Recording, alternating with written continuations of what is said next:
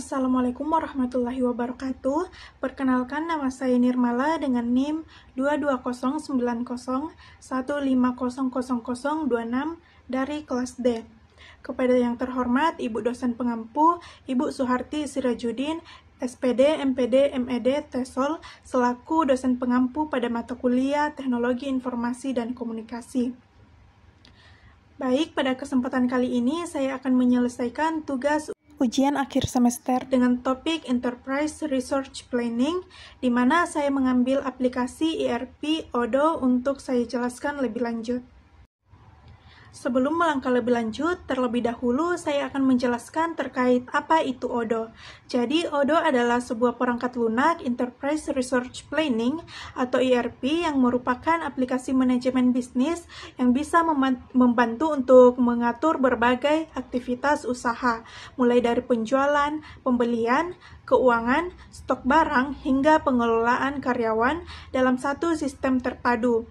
Nah, aplikasi ini bersifat modular, yang dimana artinya pengguna bisa memilih fitur sesuai dengan kebutuhannya, dan aplikasi ini juga tersedia dalam versi gratis maupun berbayar.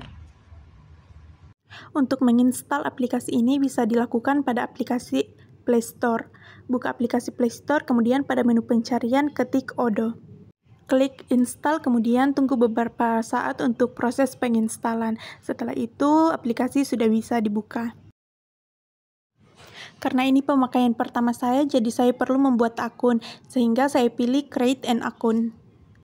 Di sini banyak sekali pilihan aplikasi yang bisa di-download, seperti website, sales, pengoperasian, manufaktur, marketing, sumber daya manusia, serta penyesuaian. Kali ini saya memilih untuk menginstal akuntansi pada aplikasi Odoo. Sebelum menggunakan aplikasi ini perlu dilakukan pendaftaran seperti mengisi nama depan dan belakang, email, nama perusahaan, dan data lainnya.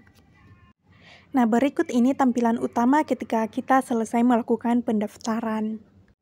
Selanjutnya, saya akan memperkenalkan apa saja fitur-fitur yang ada pada aplikasi Odoo ini, khususnya untuk kategori akuntansi seperti yang saya download sebelumnya. Pertama, kita diarahkan untuk mengaktifasi email yang digunakan selama pendaftaran, sehingga kita perlu membuka email. Nah, pesan dari aplikasi Odoo akan langsung terlihat pada email kita. Tinggal diklik saja, kemudian pada ikon warna biru ini juga diklik kembali untuk mengaktifasi emailnya. Selanjutnya diarahkan untuk membuat password pada akun Odoo ini. Bisa langsung diketikkan saja password yang ingin kita gunakan. Setelah aktivasi email, fiturnya sudah bisa digunakan. Yang pertama, fitur Discuss. Fitur ini berfungsi sebagai pusat komunikasi internal antara pengguna Odoo, mirip dengan fitur chat atau email. Ada inbox untuk melihat pesan-pesan yang masuk atau yang telah dikirimkan. Kemudian di sini juga ada start, yang dimana di sini kita bisa membintangi pesan yang ingin ditandai. Kemudian untuk history ini kita bisa melihat pesan-pesan yang telah dicari sebelumnya. Fitur kedua yaitu dashboard.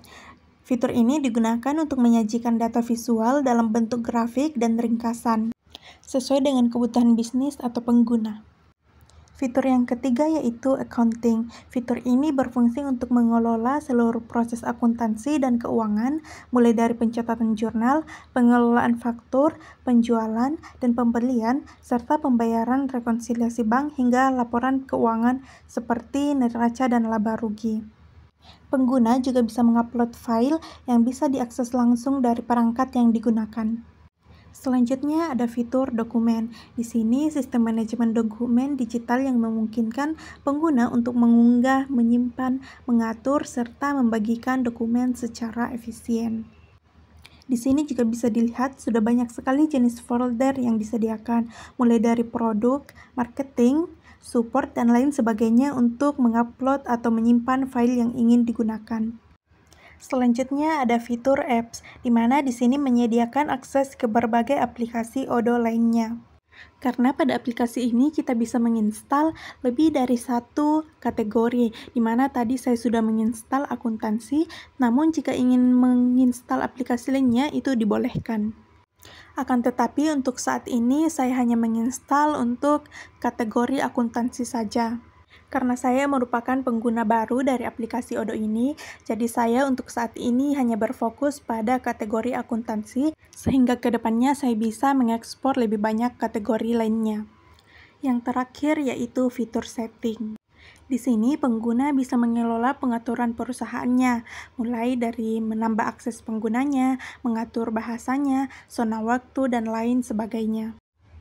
Setelah menginstal dan melihat fitur-fitur apa saja yang ada pada aplikasi Odoo, dapat saya simpulkan bahwa manfaat Odoo bagi bisnis ini sangat banyak, seperti membantu meningkatkan efisiensi kerja, karena semua proses usaha seperti penjualan, pembelian, keuangan, dan stok barang tercatat secara otomatis dalam satu sistem. Dengan Odoo, pelaku usaha bisa menghemat waktu dan biaya karena tidak perlu menggunakan banyak aplikasi terpisah. Nah, selain itu, Odoo juga memudahkan pemilik usaha untuk memantau kinerja bisnisnya secara real-time dan membuat laporan yang akurat. Hal ini sangat membantu dalam pengambilan keputusan yang lebih cepat dan tepat. Odoo juga sangat fleksibel dan bisa disesuaikan dengan kebutuhan, baik itu untuk usaha kecil maupun usaha yang besar.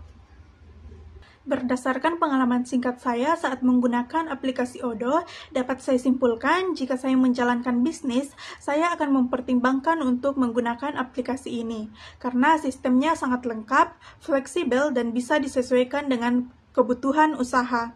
Odoo ini juga membantu untuk menghemat waktu, menghindari pencatatan manual yang rawan kesalahan, dan memudahkan pemantauan bisnis secara real-time. Nah, terutama untuk usaha yang mulai berkembang, Odoo ini sangat membantu agar operasional lebih rapi dan efisien saat menjalankan bisnis. Baik, cukup sekian penjelasan saya terkait topik Enterprise Resource Planning dengan aplikasi Odoo. Terima kasih atas kesempatan dan perhatiannya. Assalamualaikum warahmatullahi wabarakatuh.